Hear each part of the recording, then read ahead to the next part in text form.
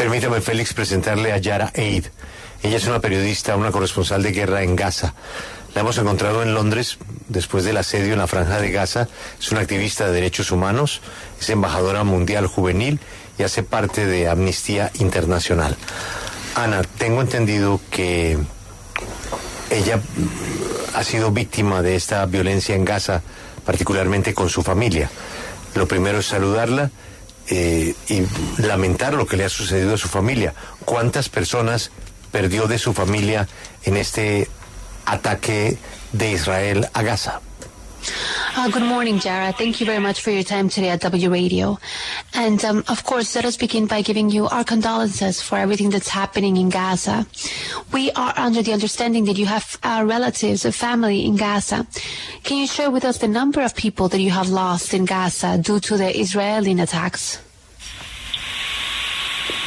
So when the aggression started on Saturday, I lost my best friend who was a journalist and was wearing his press vest.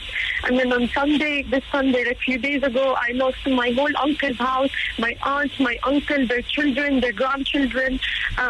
More than 15 members of my family have been killed. And then yesterday, I got the news that my aunt's house was bombed.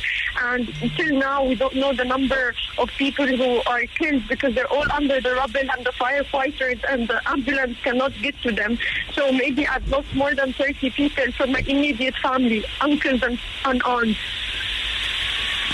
Pues nos dice que perdió a su mejor amiga el sábado. Su mejor amiga era periodista, tenía su chaleco de periodista y falleció en estos bombardeos. Nos dice que el domingo pasado atacaron la casa de su tío y murió toda su familia allí. Nos dice que son 15 miembros de su familia directa que murieron en ese ataque y ayer se enteró que otro ataque, otro bombardeo atacó la casa de un familiar. Entonces serían más de 30, pero ahora mismo no tienen el número exacto porque las ambulancias no pueden llegar hasta el lugar, todo está en escombros y está muy difícil el acceso. Entonces ella calcula que más de 30 personas de su familia directa, entre tíos y sus hijos y sus esposas, fueron afectados o fallecieron por estos bombardeos.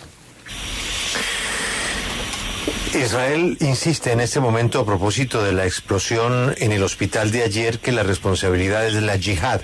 ¿Ella qué información tiene? Israel insists that, specifically in terms to the attack yesterday at the hospital in Gaza, that the jihad is responsible. What is your opinion about this? What information do you have about their responsibility?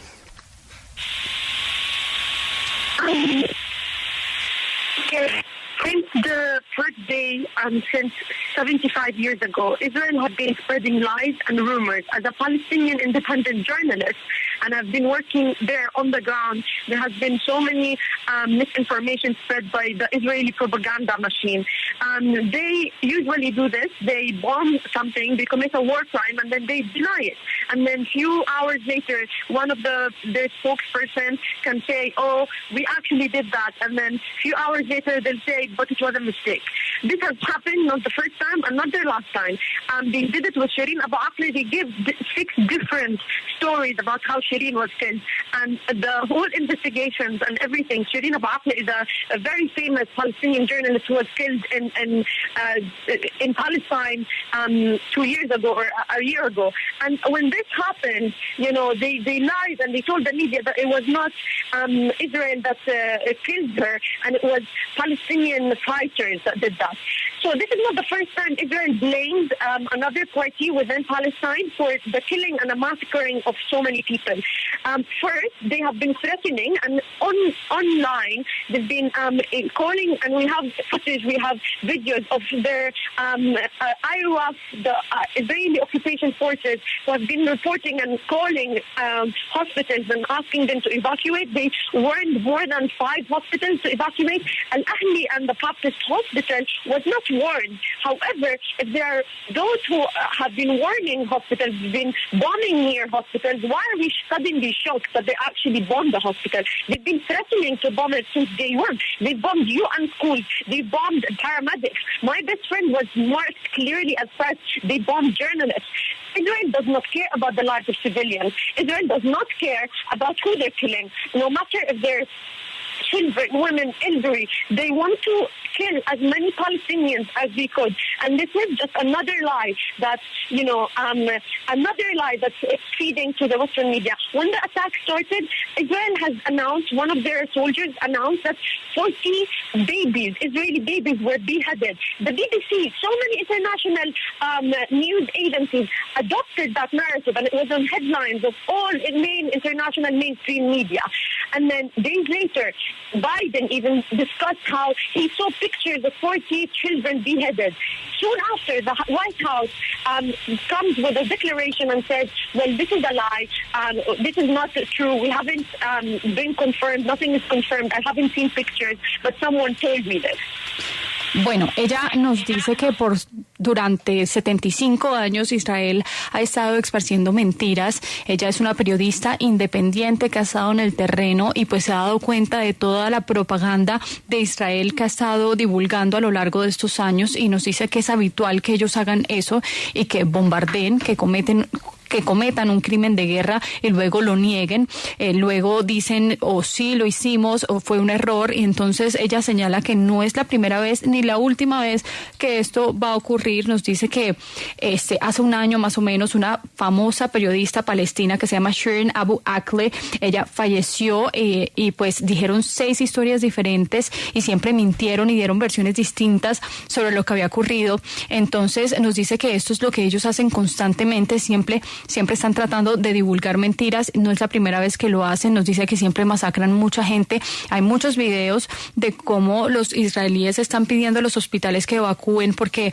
dicen que van a bombardear. Le dijeron o le advirtieron esto a al menos 5 hospitales. Este específico que fue blanco ayer no fue advertido, pero lo bombardearon. Entonces nos dice que por qué estamos dudando de si fue Israel o no, si ya han venido amenazando con que iban a bombardear a estos hospitales o diferentes hospitales en la Franja de Gaza. Nos dice que a los israelíes no les importa a quién bombardean o a quién matan, ya sean médicos, ya sean periodistas, ya sean civiles, ya sean niños, ya sean mujeres. Dice que quieren matar a la mayoría de palestinos que puedan, y esa es otra mentira de los medios occidentales que quieren tratar de divulgar diciendo que esto fue un ataque de la yihad islámica. Nos dice que cuando, por ejemplo, divulgaron que 40 bebés fueron decapitados por parte de Hamás en ese ataque en Israel, pues todos los medios occidentales adoptaron esa narrativa. Luego incluso Biden también lo señaló como una verdad diciendo que había visto las fotos. Luego la Casa Blanca salió a decir que era mentira, que era simplemente una versión que había llegado. Entonces es algo que siempre hace el gobierno de Israel, de esparcir esas mentiras e informaciones falsas. Yara, ¿qué se espera precisamente de la visita del presidente Joe Biden a Israel y cómo, para usted, cómo se pueden detener estos continuos bombardeos? What are their expectations of this Joe Biden visit to the region, and how do you believe this bombarding could be stopped? Sorry, can you repeat your question? Yes. What are the expectations, do you believe? What are your expectations of the President Biden visit to the region? And in your opinion, how can the attacks be controlled? How can the attacks be stopped at this time? Well, since day one, we've seen that Biden and the U.S. administration has completely supported the mass killing and the mass genocide of Palestinians in Gaza. We've been also seeing how the U.S. every single year since billions of dollars in support and aid of military, the Israeli military. And they know that this is not what I want the audience to hear. This is not the first time Israel commits massacres. You know, they've been killing Palestinians since 1948. This has been happening for a long, long time. But this is the first time you hear about it because there was an attack from Palestinian groups, militant groups, Hamás, to Israelis. So for the first time, now the world is watching what's happening because Israeli lives were lost. But, you know, Palestinian lives have been killed for years and years. Biden supports Israel and supports their claim of whatever they do, and they're not scared of spreading misinformation and lies. So for a president to be so, like for a president to go on TV and say, I've seen pictures of beheaded babies, 40 beheaded Israeli babies, and he has no evidence whatsoever. And he claims that this kind of misinformation is exactly what you need to know about the whole Biden and the U.S. relationship to Israel. They are trying to silence Palestinian voices, and they're trying to support Israel, aid Israel in the mass murder of Palestinians. Do you want me to continue, or you can translate this and then I continue? Let me translate that, please. Nos dice que han visto cómo el presidente de los Estados Unidos, Joe Biden, ha apoyado a lo largo de su administración el genocidio en Gaza en contra de palestinos. Nos dice que además los Estados Unidos ha apoyado durante todos estos años con miles de millones de dólares a los militares israelíes. Nos dice que no es la primera vez que Israel comete masacres como esta. Desde 1948 viene cometiendo estas masacres, pero es la primera vez que lo oímos o le prestamos atención en Occidente, porque hubo un ataque de Hamás a Israel y ahora sí el mundo entonces pone los ojos en todo lo que está pasando en esa región. Y nos dice que ya el presidente Joe Biden perdió toda credibilidad, porque pues si sale en la televisión a decir que vio 40 bebés decapitados sin ningún tipo de evidencia, eso solo habla de la desinformación que viene de Occidente, de los Estados Unidos, de las relaciones que tienen Estados Unidos con Israel, y lo único que quieren es silenciar las voces palestinas. Eso es lo que nos dice nuestra invitada, que lo único que ha hecho Estados Unidos es apoyar a Israel en la masacre de palestinos. Yara, usted vive en Londres. ¿Qué le parece la postura del gobierno británico de mantener el apoyo incondicional a Israel hasta este momento? ¿Cuál sería su punto de vista sobre este tema? Yara, you live in the UK. What is your opinion in terms of the UK government response? They have continued their support to Israel no matter the attacks. What are your opinion about their response, the UK government?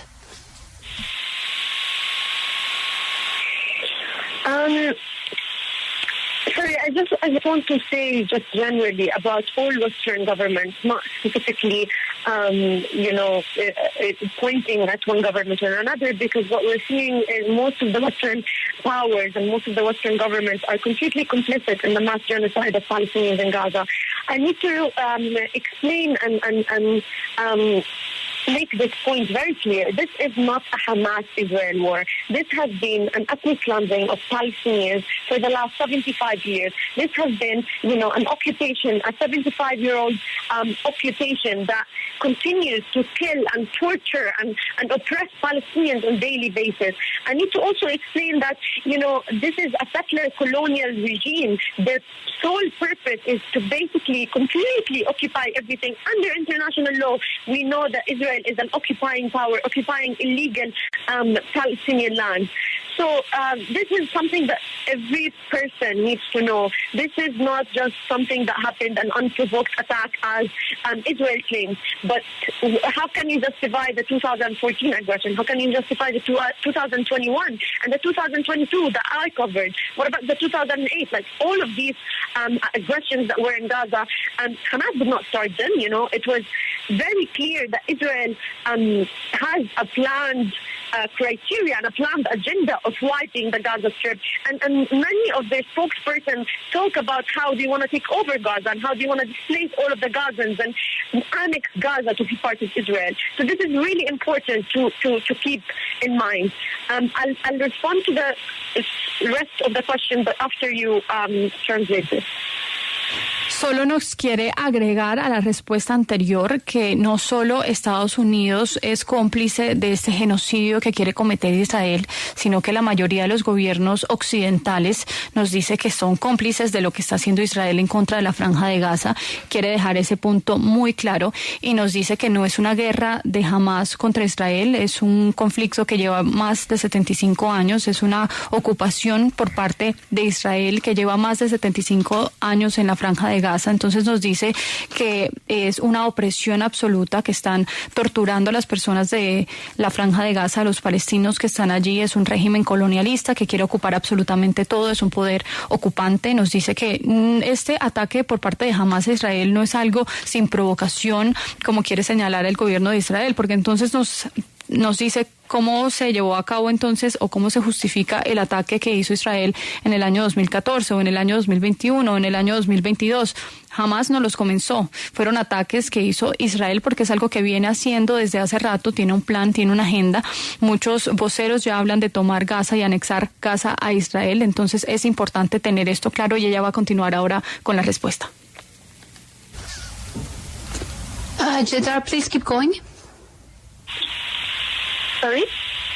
Yes, you can continue with your response now. Yeah.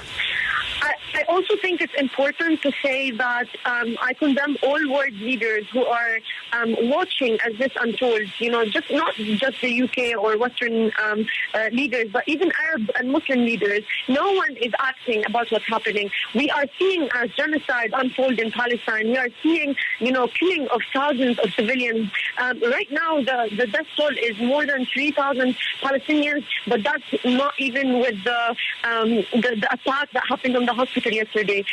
Israel continues to wipe complete neighborhoods, complete families from the civil registry, complete, more than 1,000 children have been killed. And this is why I am condemning these leaders, because it is a responsibility for all these leaders to see what's happening in Palestine, to stand with Palestine, to stand with the civilians.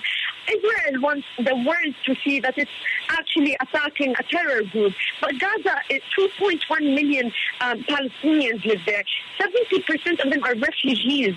These are people who were displaced in 1948 and after, and went to Gaza to seek refuge. Most of the people who live there are children. More than 1.1 million are children.